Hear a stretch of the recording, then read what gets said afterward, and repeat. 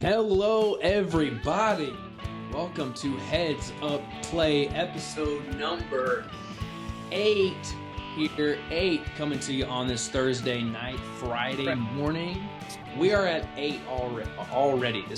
We're rolling along here at Heads Up Play, but we're not growing so fast. Eventually, we're still sitting at 13 subscribers. Come on, y'all. Eventually, we're going to have more episodes and subscribers. We can't let that happen. Let's build this thing up a little bit here. But things are going pretty well over on my side here in Gainesville, Florida. It was a fun time with you down here this past weekend.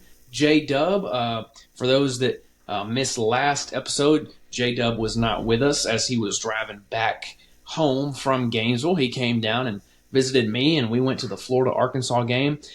How was it? Did you have a good time here? Did you enjoy the swamp? Dude, I had a great time, man. Shout out to you and Lindsay for hosting me. And to her for the ticket. Always wanted to go to the swamp. That's always been a bucket list stadium of mine. I'm glad I got to go experience their first blackout game. Didn't really have a dog in the fight. I do wish that Florida would have won, but I will say it was cool seeing my first ever overtime game in person. I've been to a good bit of college football games, and that was different. I believe that was my first overtime game as well. I think I might have mentioned that to you. Let me ask you about the swamp, because when I was there, and I've been to a few college football stadiums now. To me, the swamp really doesn't seem all that big, like size-wise. Capacity, of course, they pack everybody in. We were packed in there like sardines. People coming down the teeny tiny aisle all day long. But when you look up into like the upper deck and everything, it doesn't really like go up all that high. Like if I compare that to Bryant-Denny Stadium, which of course I've been to many, many times, Bryant-Denny is a mammoth in terms of actual size compared to the swamp. And I would go as far to say that Jordan Hare is probably also bigger size-wise. Like it's just, in terms of sheer, just it is big, Yeah, no, that's what I told like everybody back home, like my parents and my brother and all that. They asked me about it, and I was like, I love the stadium. Like nothing, no discrediting the swamp when I say this, but it is small. And I thought the same thing too about Jordan Hare. I haven't been to Bryant-Denny, but Jordan Hare, I think it seats like 1,000 more people, but it's like somewhere around that. I think so. Yeah, and it's like twice as tall. Like you said, like we were like, because we were obviously, we weren't in the end zone, we were on the side, and when you looked across, it's like, and you pointed out how like they don't have it like broken up into like an upper and lower deck. It's just kind of like one long stair. But like when you look at it, like it's not, it just doesn't seem that tall. But it was, I mean, it was a great stadium, man. It was awesome. I love the walls and the four corners. That's like an iconic part about that. I mean, the audio system could use an upgrade. But you mentioned the concourse area, like where you walk around and get concessions. That looked really good.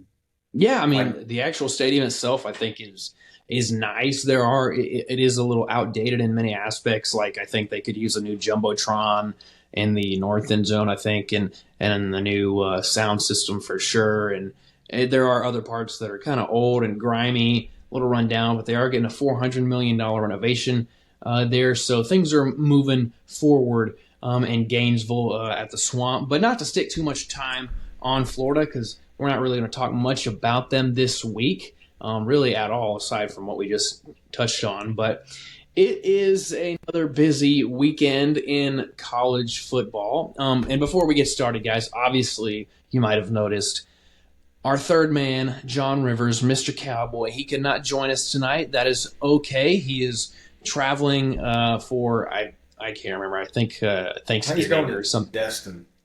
Going to Destin, yeah. So he couldn't join us tonight. That's all good. But we have his picks with us, so we will go over those. But before we get into this week's games, I wanted to touch on it now.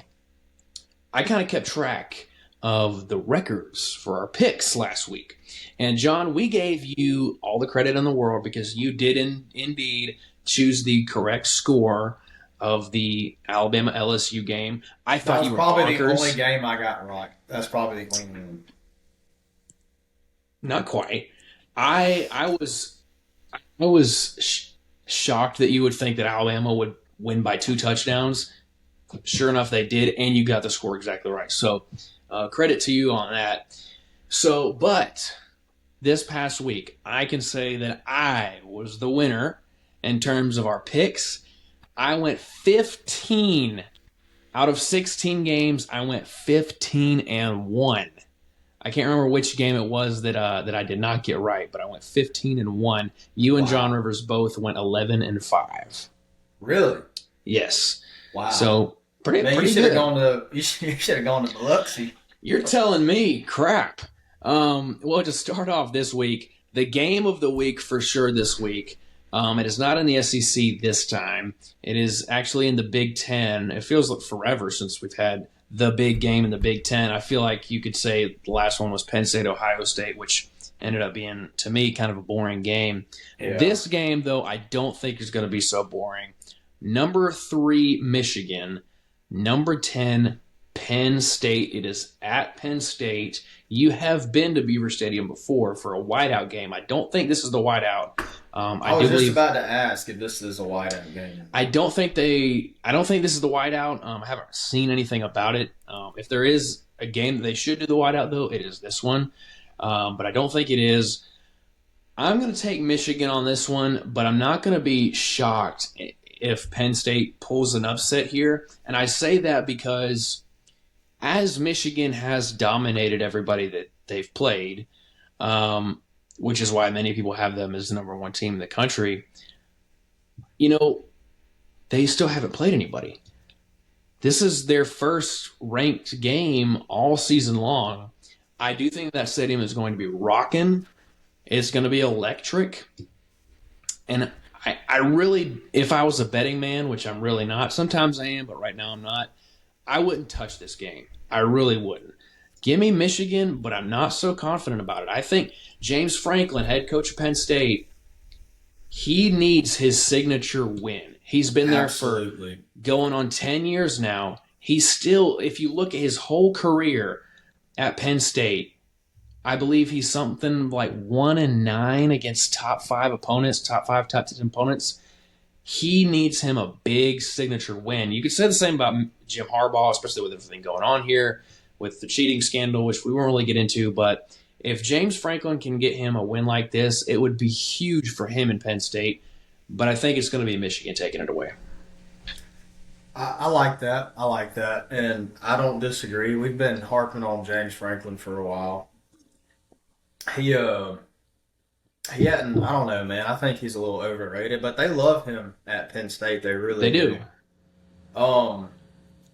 Man, I'm going to take Penn State with this game, and specifically because of everything going on with Michigan right now. I think that them being in the same conference, that this whole scandal is pissing people off, because people, it'd be the same thing if Auburn or Alabama came out with a cheating scandal. The entire SEC would be out their throats, especially their fans. And that stadium, dude, if their fans come out there and they heckle Michigan like I want them to, like I know they will, I don't see any reason why Penn State can't do it. And I think that this would be, number one, the whole country is going to be pulling for Penn State, because whether or not the Michigan allegations are true, that's yet to be determined. But when these allegations come up, people always want justice immediately, whether they're proven guilty or not. Absolutely. And I don't know, man. This could be that signature win that Penn State needs, and I think that the entire college football nation would love them for it. Just to knock off a team that's under a cheating scandal being ranked 3rd in the country. I'm right there with everybody. I agree with you 100%. I do think everybody's going to be pulling for Penn State. Apparently, Michigan brought in Ric Flair, of all people, as like a guest speaker to kind of say, like, hey, you are the villain now. Take on the villain role, right? and embrace being the villain, which I think if I'm Michigan, if I'm Jim Harbaugh, or if I'm a player on Michigan, I mean, what else can you do, right? That's going to help you in the long run. You know what this game reminds me a lot of? The 2010 Iron Bowl. It's at the location of the underdog. You got a team competing for a national championship with a lot of, scandalous stuff going on around them. It's going to hype the game up like crazy in the stadium. The other team doesn't really have a ton to lose, right? But Michigan has a lot to lose. So did Auburn.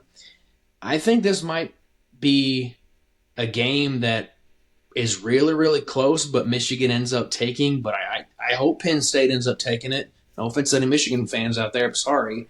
You're some cheaters. But that's what it kind of reminds me of. Moving on, and John Rivers, he's got Michigan. He hasn't put any context of what he thinks, but I assume he's just taking the favorite there. So moving on, Arizona at Colorado. John Rivers, Cowboy, he's got Arizona. This is a scrappy Arizona team. They are quietly a 6-3 team. They're number 21 in the country. You never see Arizona or Arizona State ranked. I can't remember the last time either one of them was good. Arizona State is garbage, but Arizona has played very well to this point, and some of their losses have been very close losses. So they could easily be an 8-1 or a 7-2 team right now, rather than 6-3. I think they're going to go into Colorado as well, and Dion, I think, is going on a decline here this season. I don't really see him winning many more games, unfortunately or fortunately. I think he's gaining more haters every day than he is supporters, as his popularity, I guess, as the meat writing is starting to dwindle in the media. But give me Arizona as well as John Rivers. What do you think? Yeah, it's such a shame about Dion because we all liked him too, but it's not his fault. It's the ESPN and just the media in general. But I think Arizona, man. I think, let's see, Colorado's 4-5, Arizona's 6-3. They're playing at Colorado, but that doesn't really strike me as a place that gets like that. That doesn't strike me as a hard place to play. I like Arizona in this one. Well, Dion said either yesterday or the day before, maybe it was today, that they've had a good week of practice so far, in his opinion. He said, we've had a couple of fights, is what he said. And he said he likes that, a couple of fights at practice. I like it too. I don't know of many coaches who like fighting during practice. I can guarantee you Nick Saban don't want no fighting at practice. It is a unique perspective, a unique take. I personally don't think that I would like fighting because that brings, while that does show, hey, these guys have passion, that could create some animosity, I think, in the locker room and stuff that I don't know if that's good for the team. What do you think about that? What do you think about player? He said he doesn't break them up. He says he lets the players fight. What do you think about that? I like that he doesn't break it up, and I like that they're doing it. But like you said, I like that they're taking accountability and that they're passionate about that. But this is the tricky part. Isn't the fight? It's how you handle it afterwards. The measure of a man is going to be weighed after that, especially this week. Give me 1 second, Sam. Give me 1 second. Take your time. Well, while he's handling what he's doing, looking at Colorado's schedule, they got 3 games left. They got, including this one here, Arizona. They go to Washington State, who's also 4-5 right now. I still think Washington State will probably be favored in that game, and then you go on the road to Utah. I would be surprised, to be honest, if Colorado wins another game. They'll probably go 4-8, which is still a win compared to last year, winning only 1 game. But it seems like if Dion can just get at least one more win, which probably would be Washington State, that would be like a real win. I feel like a lot of Colorado fans were probably hoping for a bowl game at the rate that they were on at the beginning of the season. but I'd be shocked if they win another game. Man, Arizona, I don't think they're going to win. Like, I think that their best chance to win is against Washington State because, I mean, you look at Arizona's last 3 games, Washington State, Oregon State, and UCLA, they all won. Yeah. I mean, and they've had some, like I said, some of their losses have been really close. I mean, they kept it really close with Washington, like you said. Oregon State was only a 3-point. They beat Oregon State, Arizona State. No, Oregon State. Excuse me, I'm all over the place. Yeah. So they've, this is a good team. I can see them maybe pulling an upset against Utah, especially being at home. That'd be really tough, but we shall see. Moving on to game number 3. This is honestly one of my favorite rivalries in college football, a very underrated rivalry. Florida State and Miami. It seemed like in the 80s, Miami was Florida's school. Miami dominated in the 80s, well before Florida got going, before Florida State got going. Both of those teams really started going under Spurrier and Bobby Bowden in the 90s. Miami was the football university in Florida for a while. But this is a big rivalry. Miami at Florida State. If this was at Miami, which I don't think Miami has much of a home field advantage due to fans just simply not showing up. I don't know what it is about Miami sports and fans not wanting to show up. It seems like they really only come out for the heat, if that. I mean, even Dolphins games, you can see a lot of, empty seats. Give me Florida State. Miami can beat Florida State. Florida State has looked beatable in many games this season. They've had close games against Clemson, Boston College. Miami can beat them. Mario Cristobal needs a big win, but I don't know if it's going to happen. Just like John Rivers, he also takes Florida State. Give me the Seminoles. I'm going to go with Florida State as well. Miami hasn't. Their biggest win of the season was Texas A&M, but that was the beginning of the season. They got basically blown out last week against NC State, and they're playing in Tallahassee. I like Florida State. Right. I mean, that was when we originally saw that game, Texas A&M at Miami, and Texas A&M was favored. Everybody was picking Texas A&M, which I kind of said at the beginning of the season before we got the podcast going. Seems like we always do this with Texas A&M, hype them up like crazy. They're going to be a top 10 team. They're going to compete for the playoff. And here they are because it's Jimbo Fisher. That's just how he does things. And Miami goes and beats them. We think, oh my goodness, this Miami team might be real. Here they are now sitting at 6-3. That win against Texas A&M does not look so good anymore because Texas A&M is not fantastic. Miami's going to Speaking of Texas A&M, that Alabama-Texas A&M game of 2022 is probably the biggest letdown in college football history. Yes, it was. And not to get on a tangent, but you're right because, that was a story of the offseason between Nick Saban and Jimbo Fisher with all the trash talking. And, Bryce Young couldn't play and Texas A&M, hadn't done as well as people thought that they would do, as always. So that was definitely a big letdown. And the game was boring, Jalen Milroe was his first career start. It was not fantastic. But looking at Miami, there are 3 games left. They've got this one against Florida State. They've got Louisville, who's currently playing right now against Virginia. I'm not aware of that score. Let me look at that right now. I got you. Louisville is up 7-0. So 7-0 right now. 14. 14. So it's probably, I believe, if Louisville wins tonight, which they probably will, I believe they clinch a spot in the ACC championship. And I think that's going to be Florida State's really their only shot at getting beat.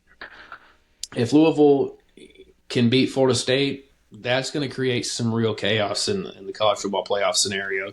But as far as Miami goes, they've got Louisville next week and then Boston College. They might end up with an 8-4 season or so. I think that's probably about what they'll get. Utah and Washington. This is, I think, an underrated game. I think it is too. Utah's had some really close games,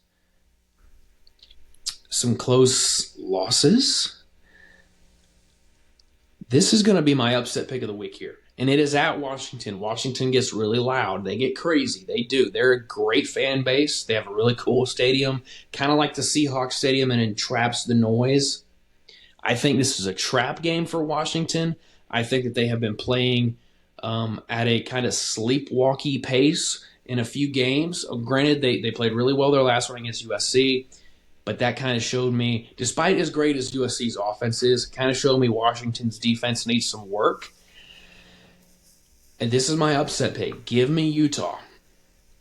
I'm with you. I am. I had a little I was a little vengeful towards them the other week. I yes, you were. Lose to like Arizona State or somebody, but I'm coming back on them, Sam. Give me Utah and give me a score of 38, score prediction. 38-35 over the Washington Huskies. Michael Penix will be shut down this game by the Utes. You wait and see. That stadium is going to go crazy. And in the fourth quarter, when Utah hits the game-winning field goal, it's game over. Ooh, let me ask you. Okay, if it's a close game and Utah wins it, you mentioned Michael Penix. He's got to be the leader of the Heisman right now.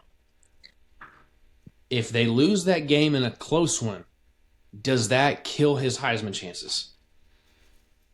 No. I don't think so either. But I think it dwindles. Who's second? Who's second right now? Right now, second would have been Jaden Daniels, but with the loss against Alabama, I mean, you're not going to win the Heisman at LSU with 3 losses or more. No. It's probably Bo Nix right now. Believe it or not. I know. He went from Bo Picks at Auburn to here he is a Heisman contender. Hey. If you ain't got anything nice to say, don't say nothing at all. Next game, Tennessee at Missouri. Well, real quick. We forgot. Cowboy did pick Washington. He ain't got no balls. He ain't got no balls picking an upset. He just taking the favorites. Come on now, Cowboy. Come on, right. Have some balls. Since he ended this last one, let's start off with him because he's going vengeful on this game too. Hell, he wants Tennessee to lose just because he don't like Tennessee. He's picking Missouri over Tennessee. Yeah, he is. He is taking Missouri over Tennessee at Missouri. And you know what, Sam? I'm going to join him. You're going to take Missouri as well? I'm going to take Missouri. I think this is going to be a really good game. I do. 13 and 14. You can't get no closer than that. And no, I agree. I think this game here will really kind of determine how well Tennessee plays next week against Georgia. If Tennessee can take a win in this week, they can build some momentum going into Knoxville against Georgia. They can really build something going. That's a game that we'll get into next. Dude. But I'm going to take the Tigers. I'm going to take Missouri as well. I think they're too good on offense. Brady Cook is really, really good. They've got the best wide receiver in the nation, I think. I think Tennessee's defense is vulnerable. They showed it against Alabama. I don't know if this is kind of a fall off for Tennessee. They really fell off last season at this point, last year. I think it's going to be the same, but even worse.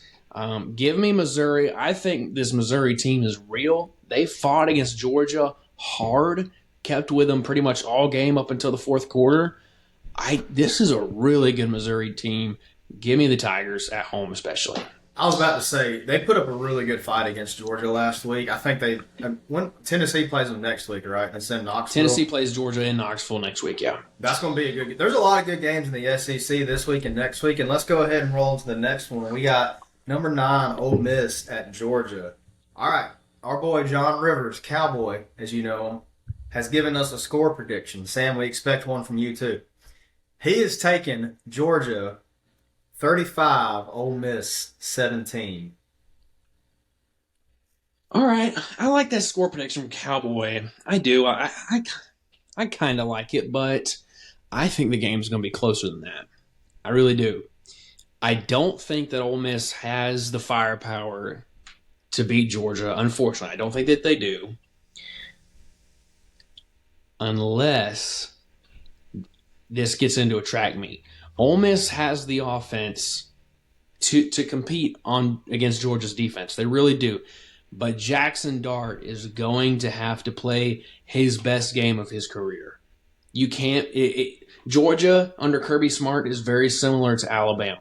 If you want to beat them, you have to have excellent quarterback play. The last team to beat Georgia was Alabama in the SEC Championship in 2021. Who was the quarterback? Who off? Bryce Young. So you have to have top-tier level quarterback play to beat Georgia. Jackson Dart can do that. He can. And he's a physical guy. And I think Lane's going to pull out some trickery. He's going to try to do some, really deep, crazy plays. But I don't know if it's going to be enough to beat Georgia. Give me the Dogs. I think it's going to be a high-scoring affair. Give me the Dogs 42-38. I like that score. I also think it's going to be a high-scoring game. And look, like you said, Ole Miss very well can beat them. Yes, absolutely. It's not completely out of the realm of reality for that to happen. Number one, Lane Kiffin needs to shut up. He needs to not say anything. He just needs to go in there and not even act like it's a big deal. And Jackson Dart, you're right, has to play perfection the whole game. And they got to get out on them quick, too. They got to do it in the first half. I'm very conflicted in this game. If this game was at Ole Miss, with those fans? It'd be a lot different. But unfortunately, with everything on the line for Georgia, I'm going to have to take Georgia. And I'm not going to give a score prediction because I don't think I can do it. It's a tough one for sure. I think a lot of people I'm hearing from Brock Bowers might be back this week. He really is the best player probably in the country. If he's back, that really changes the game for sure. But if Ole Miss can control the line of scrimmage, and if they can control possession of the ball and time possession, I think they got a fighting chance. But I mean, it's just so tough to bet against Georgia right now. It really is. But to the team across the plains, Auburn at Arkansas. John Rivers says, Auburn ! Give him the Tigers. And you know what? Give me Auburn as well. I think Peyton Thorne is coming into himself. He's getting more comfortable. I'm liking the way that this Auburn team has been looking recently. Arkansas, I think that they had a big battle against Florida. Florida has not been looking good. I think Auburn would beat Florida right now. I really do. I'm sorry. I think Auburn would beat Florida right now. No, don't apologize. Please keep it coming. Give me Auburn. Give me Auburn. I mean, Arkansas can put up a fight, but I give me Auburn. And I'm going to tell you this: do not be shocked if Auburn goes in there and beats Arkansas after Arkansas just got their first win ever in the swamp. Sam Pittman gets fired. Hot take from Sweaty Boy. So these are two very evenly matched teams, right? If you look at their average passing, rushing, and their total yards, they're like neck and neck. I think Auburn has them beat by just a little bit. In the quarterback category, KJ Jefferson, from the naked eye, if he was on a better team, Sam, he would be Michael Penix Jr. right now if he was on a better team. I said that Sunday. I told John Rivers, I said, if this man is on a different team, if that man's on Alabama, if that man is on Oregon, he's a Heisman contender right now. He's 100%. Probably the front runner. He is literally the second coming of Cam Newton in terms of his build and the way he plays. Yeah, Sam Pittman and the Arkansas Razorbacks have killed all hopes for him, being a good quarterback to a great quarterback, one to remember, because they can't win games with him. They've come really close. We talked about it against Florida. They beat Florida. But they came really close against LSU, really close against Alabama, and they couldn't get it done. It's kind of been a waste, in my opinion, because he is fantastic. He is so fun to watch. The guy can't be brought down. No, he can't. He's like you said that last week. Like, he's so bottom heavy, he just runs like there's just no way to get him down. And we saw that firsthand. I mean, how many rushing yards did he have last week? I can't even remember. A lot. Yeah, but anyways, Peyton Thorne has been turning it on here lately. He has. But this is so hard for me, dude. This is probably the hardest one. I dreaded doing this. I never like to bet on Auburn because they always disappoint me. But I think our defense outpowers their offense. I'm going Auburn. I think Peyton Thorne, I think he's got the momentum rolling right now. I think he's got something good cooking in the oven. I don't know if he's helped his draft stock at all, but I hope he has. He means well. He's a great guy. He's a nice guy. I got him doing something this week, dude. I got him. Well, you said it. If Auburn wins, we will be playing in Birmingham on New Year's Day. I mean, you got to win against New Mexico State next week. I mean, and if you take a win this week, I mean, you got a 7-5 season for year one under Hugh Freeze. I mean, with no quarterback. With no quarterback at all, really no offense at all, other than Jarquez Hunter, who is also really. I mean, that dude's just insane. I mean, a 7-5 season is a big win. When at the beginning, against Texas A&M, it did not look like this team would win 4 games, you know. And I'm looking at the schedule right now for Auburn. You got Arkansas this week, New Mexico State next week, and then the Iron Bowl. I told Cowboy, I said, this is a nightmare scenario for Alabama. Because the Iron Bowl is in Jordan-Hare Stadium. Iron Bowls suck at Bryant-Denny Stadium. They suck. They are never good. Iron Bowls at Jordan-Hare Stadium, those are the best. I mean, those are the best games in college football. When you look at the and y'all haven't played since we got the lights. Oh no, we haven't. I mean, it is a crazy environment. I mean, it doesn't matter records whatsoever in the Iron Bowl. But if Auburn can get momentum, if y'all can beat Arkansas and then get a big offensive win against a poor New Mexico State team who's actually 7-3, but get a win against them, and you have momentum at home in the Iron Bowl, ooh, that's scary if you're Alabama for sure. It's not out of the question for Auburn to be 8-4 at the end of the season. No, it's not. It's not. But to talk a little bit about, we'll get to Alabama here in a second. But next game, this is John Rivers. I got on him a minute ago, for not having balls. But I see now he's got his upset of the week. And this is out there. I got to give him credit here. This is out there. Number 15, Oklahoma State. He's got losing to the Knights of UCF and the Gus Bus. I'm going to pick Oklahoma State. I think they're really coming into their own. They're gaining some momentum. They're like a snowball rolling down a hill. UCF has played some really weird games this year. I don't know if they have the talent right now to compete with Oklahoma State, but he's got the upset at the Bounce House in Orlando. What do you think about this game?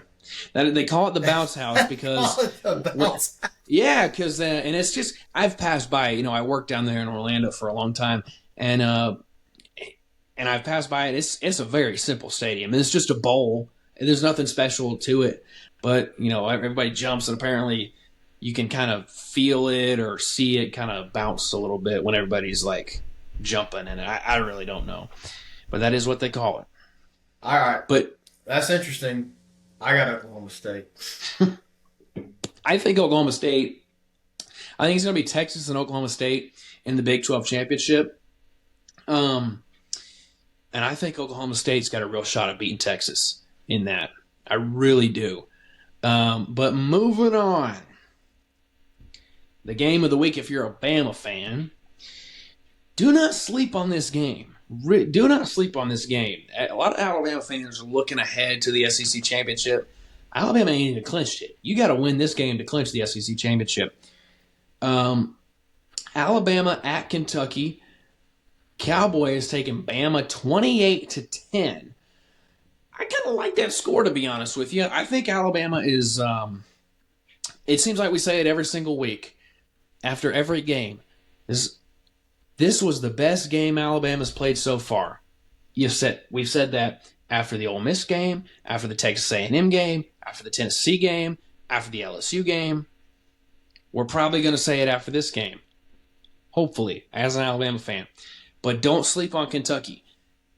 Kentucky has had 2 games circled on their schedule at the beginning of the season.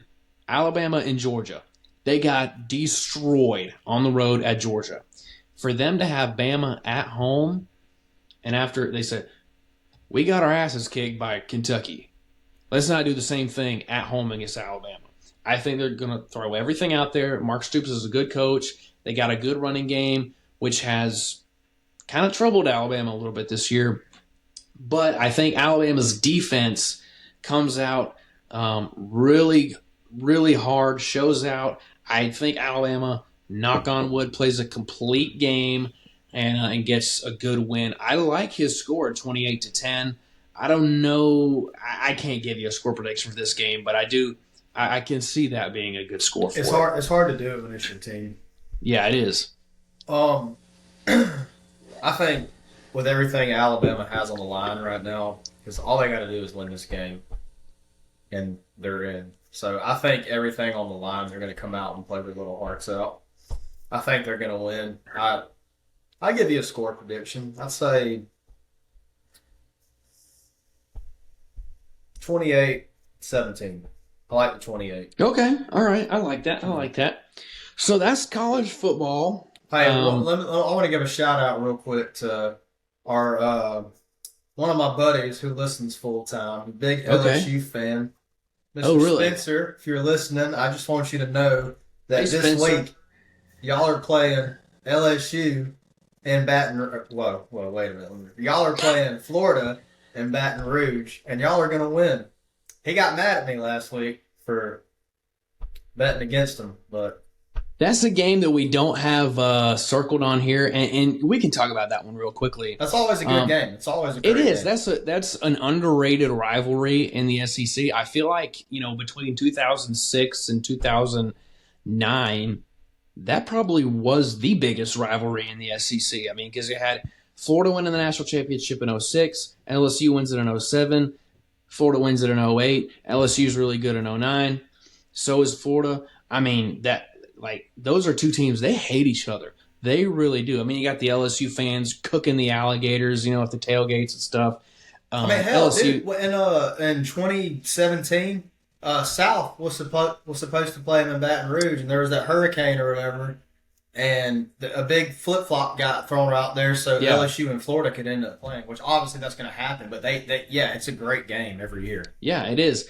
And, but it's very possible that this could be very different due to Jaden Daniels possibly being out this game. Oh, is he still questionable? He is still questionable right now, and it would go to Garrett Nussmeier, their backup, who is pretty good. He ain't Jaden Daniels, though. Florida does have a pretty good defense, and if they don't have Jaden Daniels, Florida might make this a game and get their one shot at getting a bowl game because – I mean, Florida, if you look at their schedule, I had it pulled up a second ago. Let's see. Florida, they've got LSU this week, Missouri next week, and Florida State. I mean, you've got to pull something out of your booty hole to just get to a bowl game. And if Jaden Daniels is out, this might be your last shot because I don't see him beating Missouri or Florida State. I really don't. I just don't know how I feel about Mertz, man. Like, he's obviously better than Peyton Thorne, but I don't know if he could do it in Baton Rouge, man. That's a hard place to play. That's a stadium that I would love to go to one day. I would not go there for an Auburn game, but I would love to go there. No, I agree. That is college football. big week. We will, just like this past week, we'll keep up with our predictions and who got the most right, and kind of go from there. But something that we haven't talked about much on the podcast so far is baseball. We've talked a little bit, because we started in the middle of the playoffs. We actually, I think, episode 1, was before Game 4 of the NLDS when the Braves lost. Yeah. And then from there, we steadily talked a little bit about it, a few minutes per episode, about who we think is going to win, the World Series and stuff. But the Rangers did end up winning in 5. That was John Rivers' Cowboys prediction. He got that right, so credit to him. But free agency is starting up. There's already been a lot of moves managerial-wise. We've seen go ahead and just get this out of the way? What you got? You got to cue some sad music for our boy Washington. I'm going to call him that, Wash. You got to cue some music for our boy Wash. I'm gonna edit in some music. Okay. I didn't know what you were Yeah, Ron Washington. Kind of surprised. I figured at some point he would get a managerial position or be offered one, but I wasn't sure due to his age if he would want to take it. I figured maybe he would want to just stay with the Braves as a coach because he is like 73, and just ride out for a few more years and retire. But he got offered the position from the Angels, and he has taken Eric Young Sr. with him, as well as a few other guys. It really looks like he's got a good coaching staff behind him. I do think that he will win in Anaheim if they make good decisions, personnel-wise with their staff and their roster. And I just don't have any confidence in the Angels. I don't have any confidence in the Angels front office to do anything. I think Artie Moreno needs to sell the team. I don't have much confidence in them at all. I'm very happy for Wash. I'm sad to see him go for sure, as well as Eric Young Sr. But I feel like there's better places that you can go to manage, and he could have gotten a job at. That's what I was about to say, man. Like, what happened to Houston? There's Houston, the Brewers. I think. Yeah. Like what?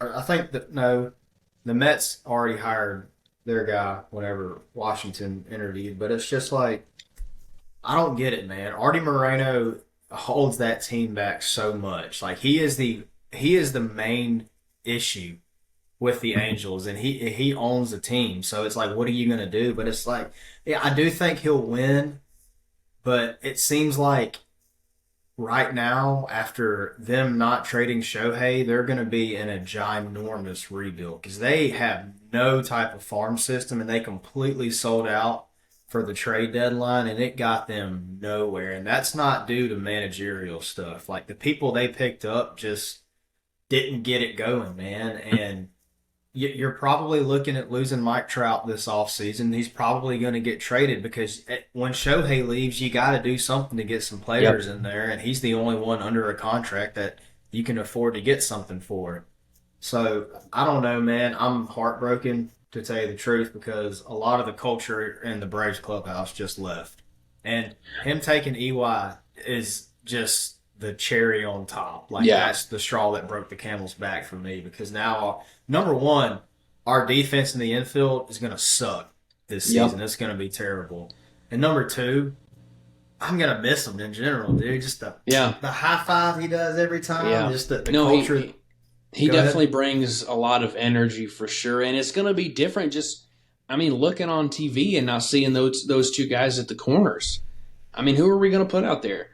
So it'll be interesting to see who the Braves hire, to replace both of those guys for sure.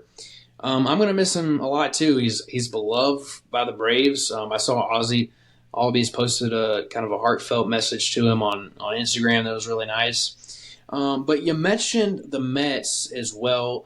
They hired Carlos Mendoza, who was the bench coach for the Yankees, and this was an odd hire to me. It really was, because even a lot of Yankees fans didn't even know who Carlos Mendoza was. And for them, I just figured Steve Cohen with all the money that he likes to flaunt and that he likes to spend, I thought if Craig Counsell was going to leave, it would have been to a place like the Mets, right? I figured the Mets would have gone after somebody more big name, kind of like they did with Showalter. Gabe Kapler's out there. I thought they might have gone after Gabe Kapler or somebody, Ron Washington. But getting Carlos Mendoza, a bench coach for the Yankees who did not make the playoffs this past year, it's a little odd to me. It kind of comes off almost like a get-me-by manager. Like, hey, we're kind of going through a rebuild here. We got you for a few years. Try to get us through it. And to me, it kind of gives the impression that the Mets are kind of punting a little bit. It does for me, but I am worried. And that is because of Philly Rob. Because I've seen what people who nobody had any idea, even Brian Snicker, Sam, even Brian Snicker. Yeah. Nobody knew who they were, and look at them. Look at them. I mean, it's a little a lot of the managers out there, were nobodies before they got their job now. Skip Schumacher. You got to get your start somewhere, right? I mean, why not do it with the Mets? I mean, they're like you said, they're going through a rebuild, and that's the perfect opportunity for him to build a relationship over the next 5. It ain't going to take 5 years, but over the next 5 years, if he's there that long, he'll build a relationship with them, and I could really see it turning into something that the Braves have with Brian Snicker. I really could. It's possible. It'll definitely be interesting to see. And then probably the biggest move so far, I think it's bigger than Wash going to the Angels. Craig Counsell, who was a Milwaukee Brewers legend, basically, a Milwaukee Brewers guy, leaves to go to interdivision rival the Cubs. $40 million, totally shocking everybody. David Ross is gone, who a month ago the Cubs said, this is our guy. We like David Ross. He's our manager. And then out of nowhere, this happens. What is your take on this whole saga? Because to me, this was another weird one for sure. This came out of left field. So yeah, it came. I did not expect Craig Counsell to go. Like I saw that he was I got the notification he was interviewing with him, and I was like, oh, that's interesting. I don't think he'll go. And then 5 minutes later, he's officially yeah. there. No, it was quick. I got a question, and you're not going to have the answer to it because I don't know if anybody does. Did they tell David Ross, or did he find out from Twitter? And did they just let him go? I don't know how that unfolded, but let me tell you what happened with the Brewers that I feel like is. Maybe they told him we're looking at possibly rebuilding right now. We're looking at going through some rough times, and you can go out and interview if you want to. And maybe they told him that, maybe they didn't, but bottom line is he went out and did it because he saw something that we didn't. And that you mentioned the Mets punting. I think the Brewers are punting. I think that's a clear indication that they're about to go through a downwards, not a spiral, but a downtime.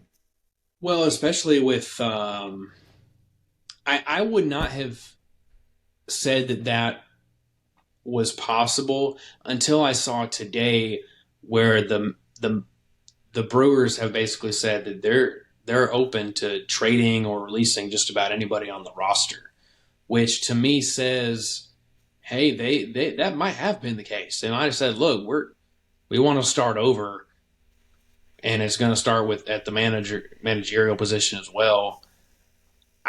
Because it's a little hard for me to believe that a Milwaukee Brewers guy like Craig Counsell, he played for the Brewers, would just up and leave like that. Now, money talks. Money most certainly talks. And the Cubs got a lot of money. But that it just came out of nowhere for me. So I'm not really sure what the position is there in Milwaukee, but it'll be interesting to see, how many guys they let go of, if any. There's some guys. It's weird too because he was he's not he isn't Bruce Bochy, but he's not a bad manager. He's done really good. He was taking him to the. Now I'll say this: he can't get past the NLDS. No, he can't. But he was winning divisions. He was going to the postseason just about every year.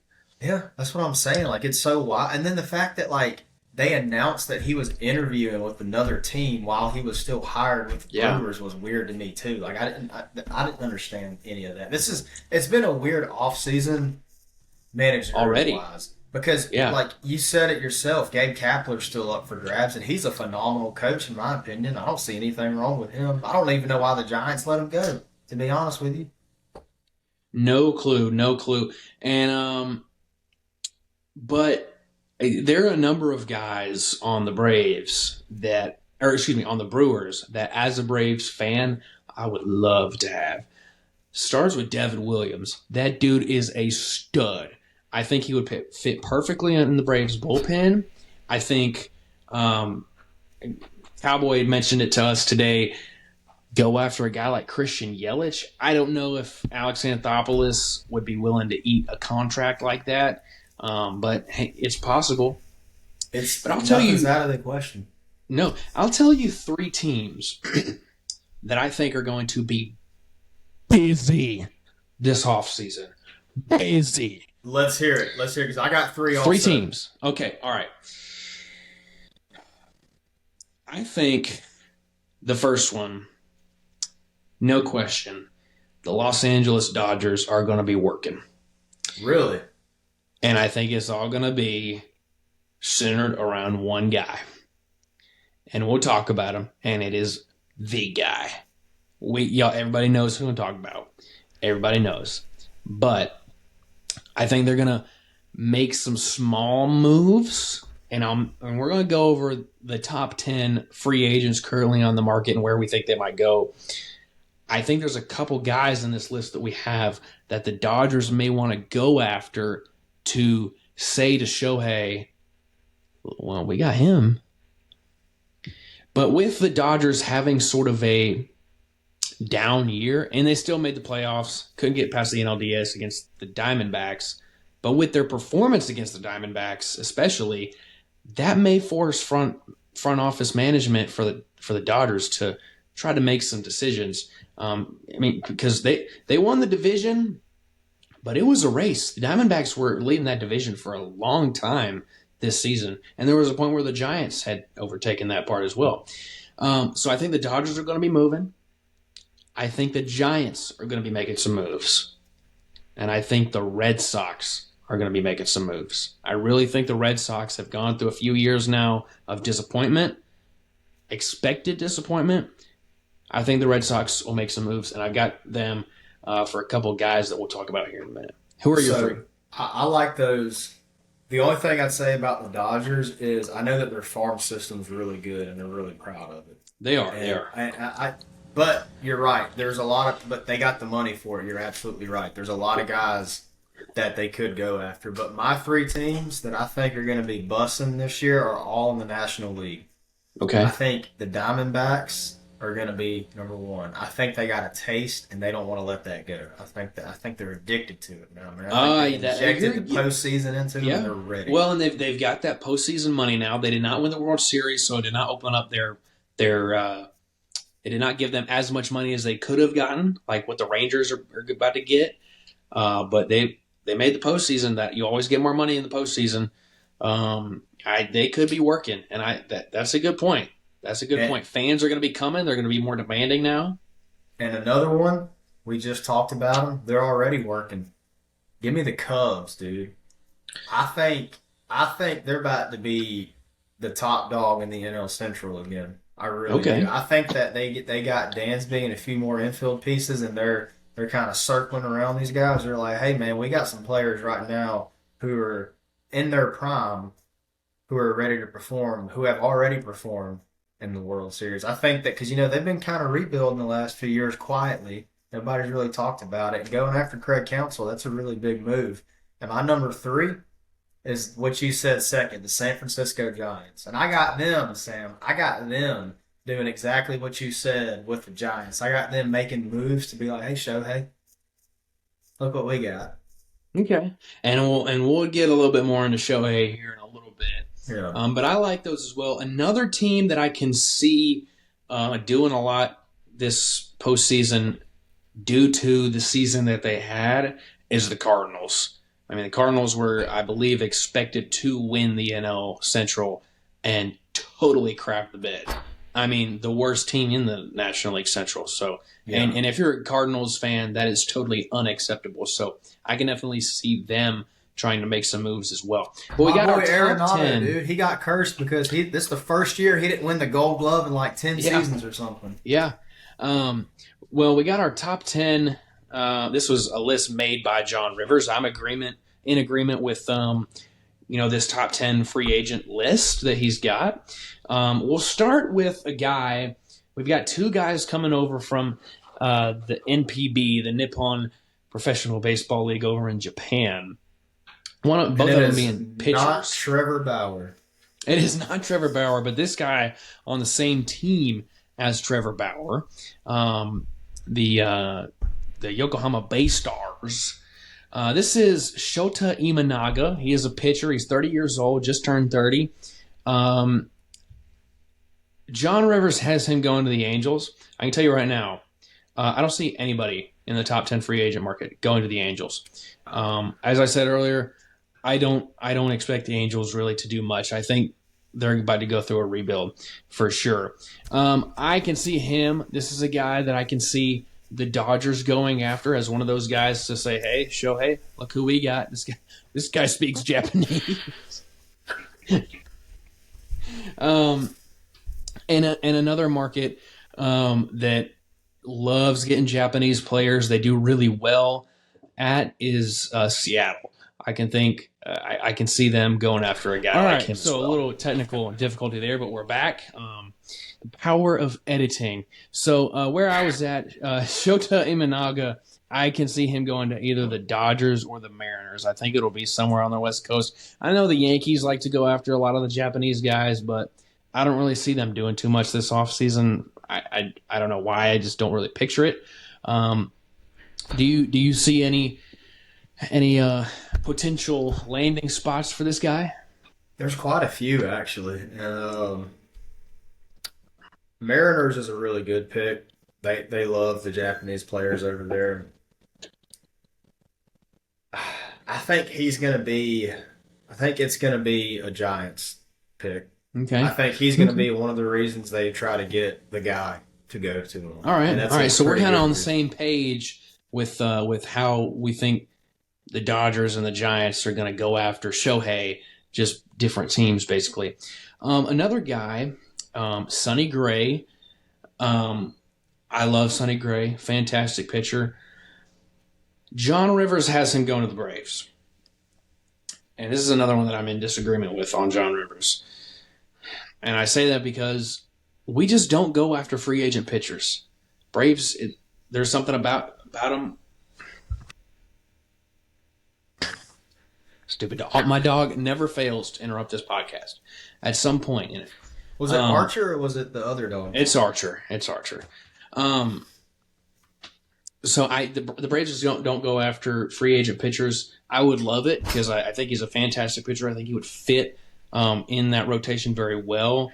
But I see him re-signing with the Twins. That's really what I see. I see that. I told y'all at the beginning that I thought we would get big name pitcher, and my reason, and I agree with you. We never go after free agent pitchers, but this is a little different because we already know Max Fried isn't coming back because we're notorious for letting our best players walk away. But credit to AA, it's turned out pretty good so far. But yeah, with that being said, we don't have a single person in AAA who can replace Max Fried. I don't think that Jordan Montgomery would be the best fit for us, but I could see Sonny Gray coming to the Braves, and I'm with John on this one. I bet we get him. Okay. And hey, I would love it. I feel like Alex Anthopoulos' brain just works a lot different than most other GMs out there. It seems when we get a big name guy, it's because of a trade. Yeah. He works out some weird trade like, the Matt Olson deal or the Sean Murphy deal, and we end up signing the guy from there. But I would love it. But I think he'll re-sign with the Twins. What do you think about Josh Hader? Because this is a big name. He's going to get a big contract somewhere. Where do you think he's going? Oh. I think he's going to re-sign. You think he's going to re-sign with the Padres? Okay. Yeah, I do. I think it was a fluke season for him. I do. I think that they obviously are a great team and they just had some stuff to work through, and I think that they can do it in the offseason. And I think Josh Hader is truthfully that team fits him the best. I mean, you saw what they did in 2021. They can do it again. They just it's just something weird in the clubhouse they got to work out. Yeah, I agree. I think that I can definitely see him staying there. I mean, San Diego it kind of seems like a place that fits Josh Hader, kind of California. He's got the long hair and stuff. I have him going to Texas, just like John Rivers has him going to Texas. Oh my gosh, and we're out again. All right. We just did Josh Hader. Yeah, another technical difficulty, but we're moving along. Number 7, personally, in my opinion, maybe the quietest, best player out there, Matt Chapman, number 7. Matt Chapman had a really good season in Toronto. John Rivers, Cowboy, has him going to the Cubs. I can see that. And you mentioned the Cubs, doing some things this offseason.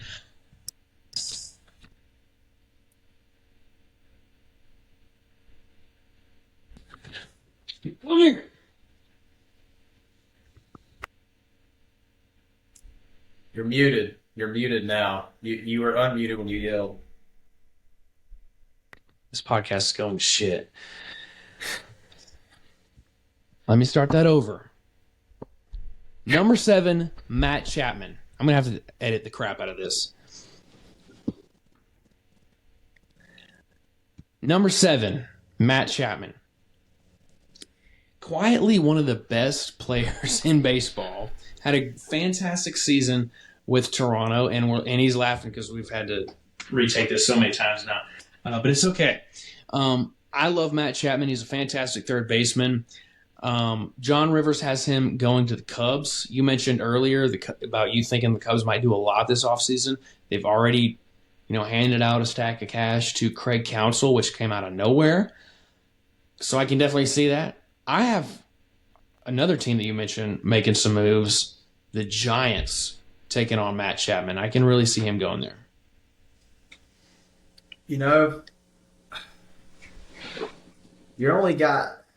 Usually only contenders go for the top 10 free agents most of the time, it seems like. It's hard to think of a contending team that needs a third baseman other than the Giants and the Cubs. And I almost hate... I don't know if the Giants have the salary space to get him and Managa. I like John Rivers' pick on this one. I'm not going to lie. I think the Cubs is a perfect fit for him. I really do. And like you said, it's a very underrated third baseman. Because you remember when he played with the A's, he was like the talk of the town in the American League for third baseman. He was up there with Nolan Arenado. He was getting compared to them. I don't know what is going on in Toronto. I don't know what's going on with that organization. They should be a lot better than they are. But especially in the postseason, for sure. Yeah. All right. I like that as well. For sure. Number 6, we mentioned him a little while ago. Jordan Montgomery. John Rivers, Cowboy, has him going to the Red Sox. I can see that for sure. I think they're going to make some moves, as I mentioned earlier. I think another pitcher that we're going to talk about is going to go to the Red Sox. I think Jordan Montgomery fits well in Dallas. I think he gets a short deal and stays with Texas. I like him in Texas. I think he likes Texas. He just won a World Series with him, probably wants to stay. Obviously, chase the money, but I feel like his, I guess you could say his stock was driven up this season. for sure.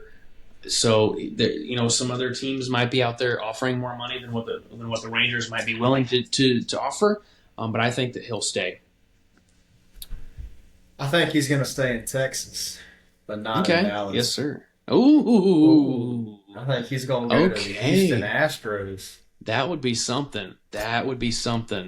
Will Smith Texas fans would riot. Yeah, he did. Granted, now Montgomery was traded too, so that's good point. That'd be cool to see. Another pitcher, probably would have been the top pitcher on this list if Yamamoto and Snell were not on him. We're not on it. Aaron Nola, great pitcher. I've got him re-signing with Philadelphia. I've got a number of guys re-signing. I think he fits well in Philadelphia. He struggled in the postseason a little bit, but he just seems to fit there. I think they're going to want to roll out the money for him. A lot of Philly fans want him to stay. I think he stays. I think he does too. I mean, in my opinion, he's the best pitcher on the top 10 list, honestly. And he shows how clutch he is in the postseason. We know that firsthand.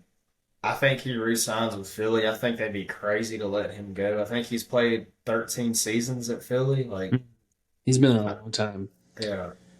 John Rivers has him going to the Cardinals. Going to the Cardinals. Yeah, I don't have anybody going to the Cardinals on my list. I do think that they're going to be busy. As I mentioned, or due to their season they had. I don't really know if I see a guy like Aaron Nola going to the Cardinals. The Cardinals never seem to get good pitching. I mean, based on the law of averages, I don't really see them doing that this time either. But number 4, the pitcher, he's probably going to win the Cy Young in the National League. Despite how underperforming the Padres were, this guy did not underperform. Blake Snell had the season of his life. He's got him going to the Phillies. I can see that, but I think the Red Sox or the Giants are a great landing spot for Blake Snell. I think the Red Sox especially. I like that. I like that a lot. I got him going to the Diamondbacks. Ooh, interesting. I like that one. I don't know if they'll shell out the money for him. I mean, the Diamondbacks haven't really been known to sign big guys. I mean, especially just big names in general. I mean, they did sign Corbin Carroll, kind of mimicking the Braves a little bit, and they did give Ketel Marte a big contract. I can't remember the last big free agent that they got, though, but if they went after a guy like Snell, that would be huge for them. And I don't know if I mentioned or not, John Rivers has him going to Philadelphia. That would be scary as a Braves fan, especially if they also re-sign Nola. Number 3, last pitcher on the list. Well, not really, but yes, last full-time pitcher on the list, Yoshinobu Yamamoto. He is also coming over from the Nippon Professional Baseball League in Japan, from the Oryx Buffaloes. Really, really good pitcher. He's only 25. If the Braves went after a pitcher, I would honestly want him because he's young. I like Sonny Gray, but this guy's 25. Braves like young players, but the Braves haven't been known to sign, Asians, Japanese players. Last guy was Kenshin Kawakami, and he did not turn out good whatsoever. John Rivers has him going to the Yankees. The Yankees, I can definitely see it for sure. I can definitely see that. They like to sign, Japanese players. They got the money for it. A lot of Japanese people look at the Yankees as like the American team and dream of going to America and playing on the Yankees. So I can see that for sure. I've got him also possibly going to the Red Sox, joining, their staff, or the Dodgers as well. I'm with you on that. I think he's going to go to the Red Sox. He seems like a good fit over there for what they got going on. Yankees is not a bad pick either. I wish he would come to the Braves, but that's just not going to happen. I wish that was the case, but Yeah. I mean, as far as the Red Sox go, I mean, they've got Masataka Yoshida, who turned out really good for them. So, I mean, they're probably going to be like, why not? I mean, um, yeah, I would also love him to come to the Braves. I've always wanted us to go after another Japanese-born player because they can be good. I just feel like Atlanta is a weird market for Japanese it people is. for sure, so it probably doesn't really attract them much. But if you're winning, hey, you never know. You never know. Number 2 on the list, and he had himself a season, that's for sure. He was down the list. He probably wouldn't have even cracked the top 10 if it wasn't for this past season. Cody Bellinger. I have him, me and John Rivers are in agreement. I have him going to the Giants. We are all three in agreement. Okay. All right. Let me look and see where Cody Bellinger is from. I got to tell you, he looks like a guy from California. I mean, looks like he smokes all the weed in the world. I think he's from Los Angeles. Scottsdale, Arizona. We were so off. We were so off. Not that far, but yeah, Scottsdale. But yeah, I can definitely see him going to the Giants for sure. Since we're all in agreement, I guess I don't have to talk too much on that. And then the one, the only, the man, enjoy him while he's here, Shohei Ohtani. I hate to say it. But can I really say anywhere else but the Dodgers? I mean, that's the betting favorite to land him. They didn't do much at the trade deadline this year. I think because they want to clear up the cash to get him, because he's going to be a pretty penny. I think it's got to be the Dodgers. I would love to see him go somewhere else. I would honestly love to have him in the National League as a Braves fan, because I want to play against him more often than just one time a season now for a 3-game series. So give me the Dodgers. Or give me a wild card. I can see him go to the Giants. I can see him go to the Yankees. Wild card. But I don't think they have the money for him. The Mariners.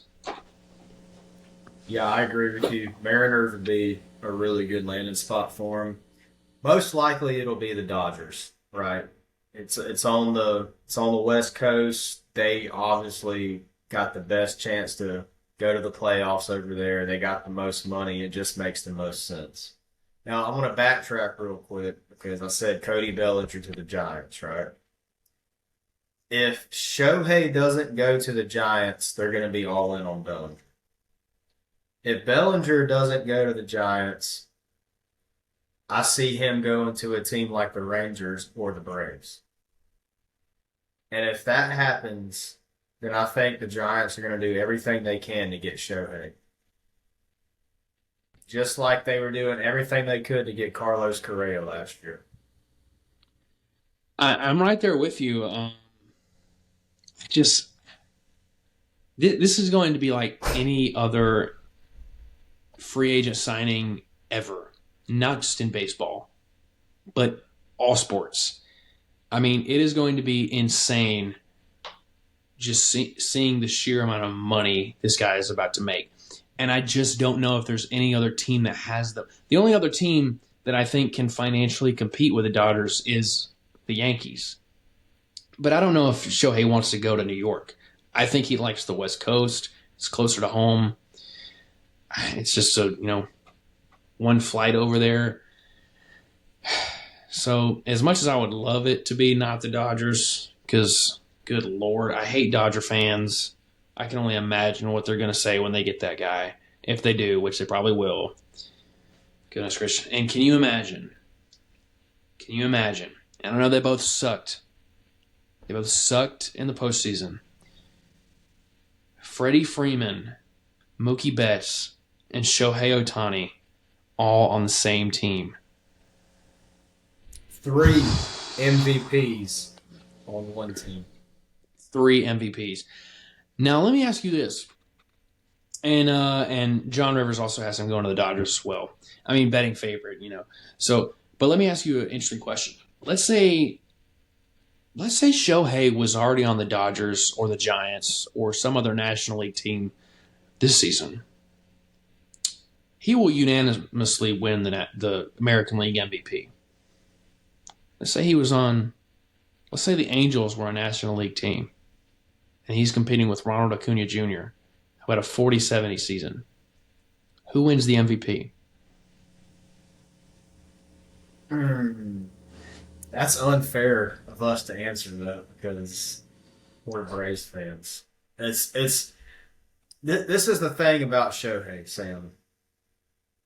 It's hard to argue that he's not the MVP every season. The only reason Aaron Judge got it last year, which, by the way, call me a hater, I didn't see the big deal in it when he broke the American League home run record, even though the National League was still like 20 higher than that.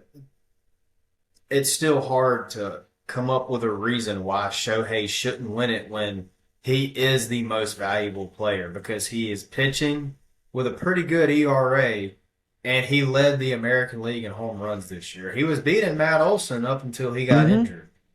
Or, no, I think Olson was beating him, but either way, it was kind of back and forth. Yeah, either way, they were neck and neck, and that's coming from a pitcher designated like being a DH. Like, I mean, it's so hard to argue against that. And then you got Ronald Acuna doing a 40-70 season.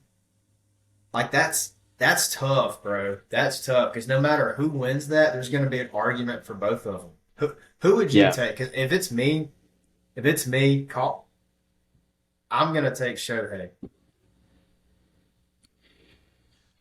I think it depends on the way you look at it, for sure. I think if Ronald Acuna Jr. and Shohei Ohtani had the seasons they just had and were in the same league, you probably still have to give it to Ohtani. If you're going by who is the truly most valuable player, and he's about to prove that he is the most valuable player with the amount of money that he's about to get, because nobody else can do what he does. But nobody also did what Ronald Acuna Jr. did. I mean, 40-70 is not just nobody did that. Nobody's ever come close to that. So it's really tough, but I probably have to go with Shohei. Only slightly, though. Only slightly, yeah. I'm not sitting here saying that he's like unanimous. It ain't like that at all. It's like there's some confliction going on between the voting staff at that point. But yeah, absolutely. Well, definitely a good episode this week. We missed Cowboy. He should be back with us on Sunday or whenever we do our next episode. Please do like and subscribe, everybody. We got a great weekend of college football coming up. NFL also happening. NBA going on. It is a good time to be a sports fan. College basketball is just getting started. We didn't talk about your Auburn Tigers kind of slipping there a little bit. You got to hit on it because John's not here. Well, did you watch that game? Oh yeah. We had it the whole game. I didn't watch it. Oh, you didn't watch it? I didn't watch it. We look really good. We really do. We had it the whole game, and then at the very end, like I'm talking within the last 3 minutes, they came back and took the lead. So, man, that sucks. Well, a good episode, everybody. Please like, subscribe, follow us on Apple Podcasts, follow us on Instagram, follow us on TikTok. Those are both linked in the description below. We would definitely appreciate it if you hit us up on there, guys. Hey, follow us on LinkedIn too. Yeah, follow us on LinkedIn. Follow us. Give us a nice review on ZipRecruiter. We would really appreciate it. All right, guys.